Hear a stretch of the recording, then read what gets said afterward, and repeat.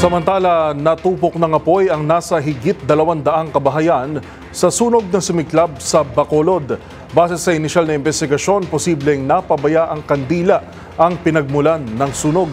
Yan at ang iba pang rumarapidong balita mula sa probinsya, hatid ng iba't ibang istasyon sa ilalim ng MBC Media Group.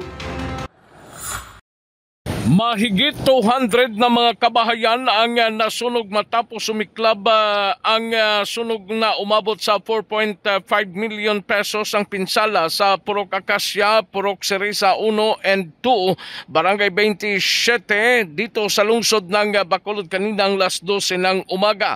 Ayon sa mga residente, posibleng kandila ang pinagmulan ng apoy na mabilis na kumalat sa mga kabahayan. Mismo si Mayor Greg Sataya ng lungsod ang personal na bumisita at pinuntahan ng lugar kasama ang iba pang mga opisyal ng lungsod. Ayon naman kay Bureau of Fire Protection Chief Superintendent Jeremy Masip, patuloy ang kanilang investigasyon sa nasabing sunog. Dagdag pa ni Masip na abutan ng first responder ng Bureau of Fire Protection na mayroong 10 kabahayan ang unang nasunog hanggat kumalap sa iba pang mga kabahayan. Umabot sa 3 oras ang firefighting ng Bureau of Fire Protection bago napula ang apoy pasado las 5 nitong umaga at nagpapatuloy sa ngayon ang mapping operations. Temporaryong na inilagay ang mga residente sa Mabini Elementary School bilang temporaryong shelter ng mga apektado. Para sa MBC TV Network News, ito si RH46 Rex Cantong para sa DZRH, una sa Pilipinas, una sa Pilipino.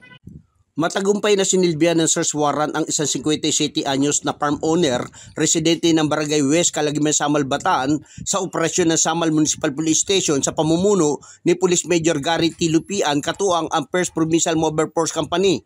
Isinagawang operasyon ganap na alas 6:30 kaninang umaga, September 12, 2025 matapos aprobahan ng korte ang aplikasyon para sa search warrant. Bunsod na reklamo ng mga kapitbahay na umano'y madalas bitbit at iputok ng sospek ang kanyang baril. Sa isinagawang pagsisilbi, nakumpiska mula sa sospek ang isang caliber 45 pistol Ranger Compact na may serial number, isang magasin ng caliber 45 pistol na kargado ng 7 bala, isang caliber 9mm pistol na walang tatak ngunit may serial number, at 2 magasin ng caliber 9mm pistol na puno ng tig 15 bala. Ang lahat ng ebidensya ay na-recover mula sa isang kulay abong slim bag at isinailalim agad sa wastong inventaryo at pagmamarka sa presensya ng barangay opisyal at ng mismong suspect. Ayon dito kay Police Major Gary Lupian, hepe ng Samal Police, ang naturang operasyon ay tugon sa mga seryosong reklamo ng mga kapitbahay hinggil sa umano'y paulit-ulit na pagpapaputok ng baril ng nasabing farm owner.